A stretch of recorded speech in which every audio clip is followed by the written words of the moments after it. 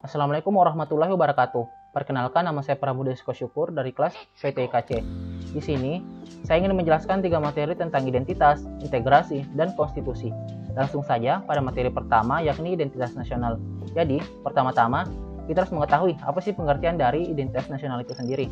Jadi, identitas nasional itu terbentuk dari 2 kata, yakni identitas yang berarti ciri atau penanda yang dimiliki oleh seseorang pribadi dan dapat pula berkelompok, seperti ID card, KTP, dan lain-lain. Dan kata nasional yang dalam konteks pendidikan kewarganegaraan berarti kelompok-kelompok persekutuan hidup manusia yang lebih besar dari sekadar pengelompokan berdasarkan ras, agama, budaya, bahasa, dan sebagainya. Di dunia ini, terdapat banyak negara atau kebangsaan yang tentunya dapat dibedakan berdasarkan karakteristiknya masing-masing. Jangan terlalu jauh. Bahkan di ASEAN saja, setiap negara itu berbeda-beda.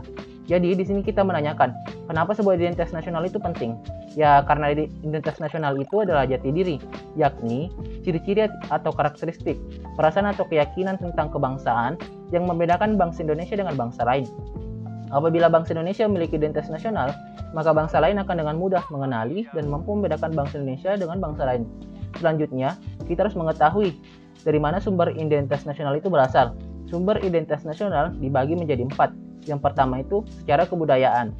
Pembentukan identitas nasional melalui pengembangan kebudayaan Indonesia telah dilakukan jauh sebelum kemerdekaan, yakni melalui Kongres Kebudayaan 1918 dan Kongres Bahasa Indonesia I tahun 1938 di Solo. Yang kedua itu secara sosiologis. Identitas nasional telah terbentuk dalam proses interaksi, komunikasi, dan persinggungan budaya secara alamiah, baik melalui perjalanan panjang menuju Indonesia merdeka maupun melalui pembentukan intensif pasca kemerdekaan. Dan yang ketiga adalah secara historis. Secara historis, identitas nasional Indonesia ditandai ketika munculnya kesadaran rakyat Indonesia sebagai bangsa yang sedang dijajah oleh bangsa asing pada tahun 1908 yang dikenal dengan masa kebangkitan nasional. Dan yang terakhir adalah secara politis.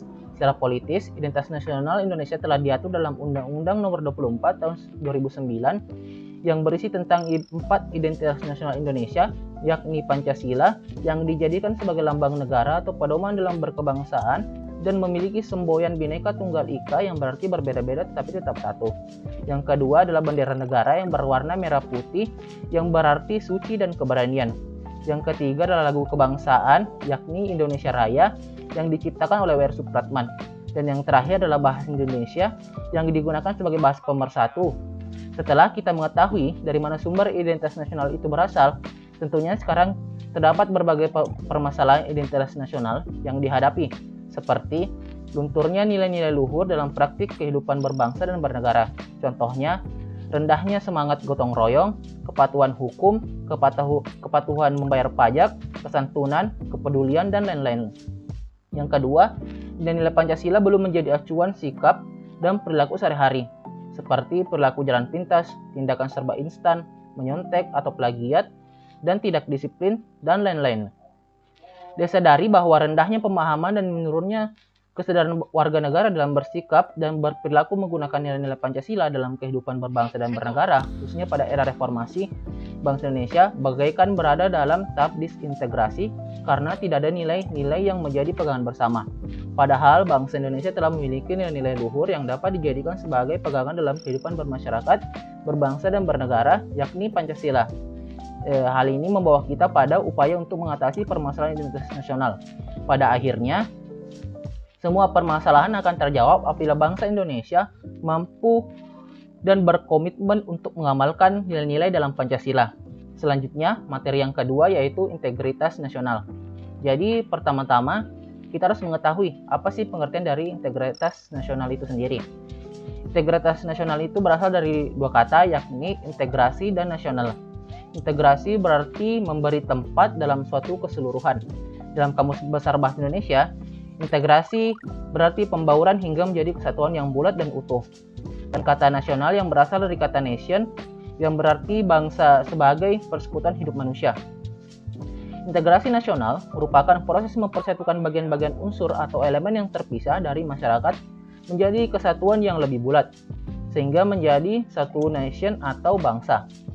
Integrasi itu diperlukan guna membangkitkan kesadaran akan identitas bersama, menguatkan identitas nasional, dan membangun persatuan bangsa.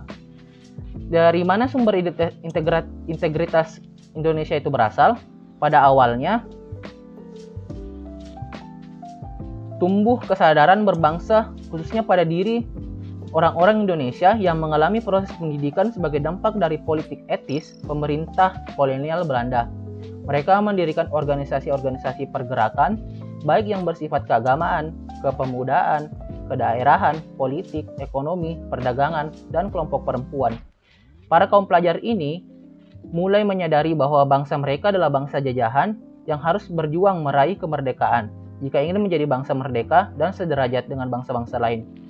Mereka berasal dari berbagai daerah dan suku bangsa yang merasa sebagai satu nasib dan penderitaan, sehingga bersatu menggalang kekuatan bersama dan ditandai dengan munculnya pergerakan Budi Utomo pada tanggal 20 Mei 1908. Integrasi berkebalikan dengan disintegrasi. Jika integrasi menyeratkan adanya keterpaduan, kesatuan, dan kesepakatan atau konsensus, disintegrasi menyeratkan adanya keterpecahan, pertentangan, dan konflik, dan ditandai dengan memudarnya kesatupaduan antar golongan dan kelompok yang ada di dalam suatu bangsa yang bersangkutan. Gejala disintegrasi merupakan hal yang dapat terjadi di masyarakat. Masyarakat suatu bangsa pastilah menginginkan terwujud integrasi. Namun dalam kenyataannya yang terjadi justru gejala disintegrasi. Disintegrasi ini memiliki banyak ragam, misalnya pertentangan fisik, perkelahian, tawuran, kerusuhan, revolusi, bahkan perang.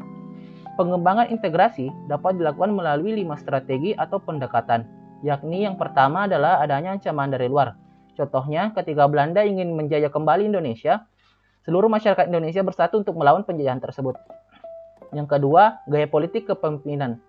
Pemimpin yang berkarisma tinggi tentunya akan dihormati oleh masyarakat atau warganya. Yang ketiga, kekuatan lembaga-lembaga politik. Ketika lembaga-lembaga politik itu baik, maka anggota-anggota lembaganya akan ikut baik pula.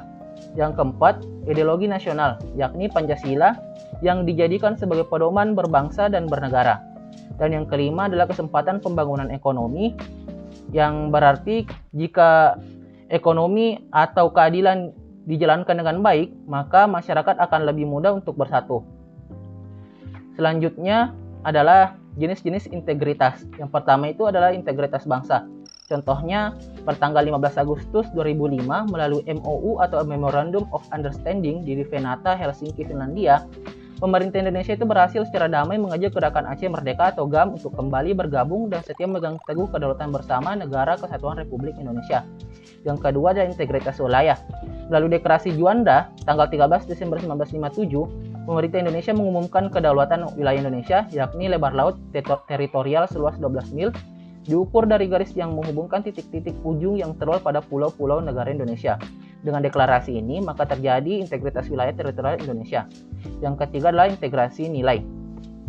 Nilai apa yang bagi bangsa Indonesia merupakan nilai integratif? Jawabnya adalah Pancasila.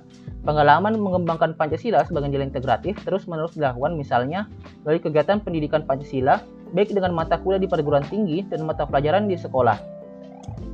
Yang keempat adalah integrasi elit massa.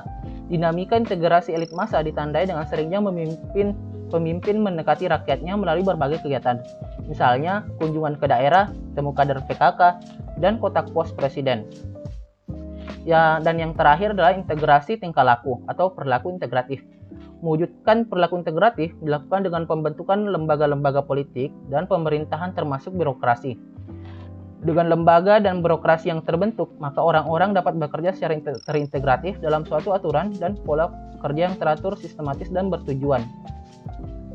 Selanjutnya, kita akan masuk pada materi yang ketiga, yaitu konstitusi nasional. Pertama-tama, kita harus mengetahui apa sih konstitusi itu. Dalam arti sempit, konstitusi merupakan suatu dokumen atau seperangkat dokumen yang berisi aturan dasar untuk menyelenggarakan negara. Sedangkan dalam arti luas, konstitusi merupakan peraturan baik tertulis maupun tidak tertulis yang menentukan bagaimana lembaga negara dibentuk dan dijalankan. Selanjutnya, dari mana sumber konstitusi itu? Sumber historis konstitusi itu muncul pada saat Raja Prancis yang berkuasa pada saat itu, yakni Louis, yang memegang kekuasaan dengan otoriter atau bertangan besi, sehingga masyarakat pada saat itu sengsara, sehingga dia digulingkan oleh militer atau penjaga kerajaan pada saat itu dan dihukum. peristiwa ini menyebabkan terjadinya konstitusi. Konstitusi itu diperlukan untuk membatasi kekuasaan pemerintah atau penguasa negara, membagi kekuasaan negara, dan memberi jaminan HAM bagi warga negara. Konstitusi itu mempunyai materi muatan tentang organisasi negara, HAM, prosedur mengubah undang-undang dasar, kadang-kadang berisi larangan untuk mengubah sifat tertentu dari undang-undang dasar, cita-cita rakyat, dan asas-asas ideologi negara. Pada awal era reformasi, adanya tuntutan perubahan Undang-Undang Dasar NRI 1945 didasarkan pada pandangan bahwa Undang-Undang Dasar NRI 1945 belum cukup. Undang-Undang Dasar NRI 1945 terdapat pada pasal-pasal yang menimbulkan penafsiran negara yang otoriter, sentralistik, tertutup, dan praktik KKN. Dalam perkembangannya, tuntutan perubahan Undang-Undang Dasar NRI 1945 menjadi perubahan secara bertahap dan sistematis dalam 4 kali. Masa sidang MPR Undang-Undang Dasar NRI 1945 mengalami perubahan sebagai berikut. Yang pertama itu, perubahan pertama, Undang-Undang Dasar NRI 1945 dihasilkan pada sidang umum MPR 1999, tanggal 14 sampai 21 Oktober 1999.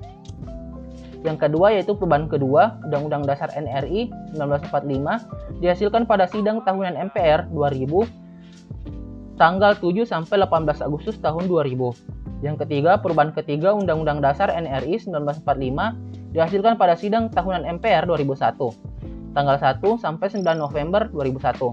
Dan yang terakhir adalah perubahan keempat Undang-Undang Dasar NRI 1945 dihasilkan pada sidang tahunan MPR 2002, tanggal 1 sampai 11 Agustus 2002.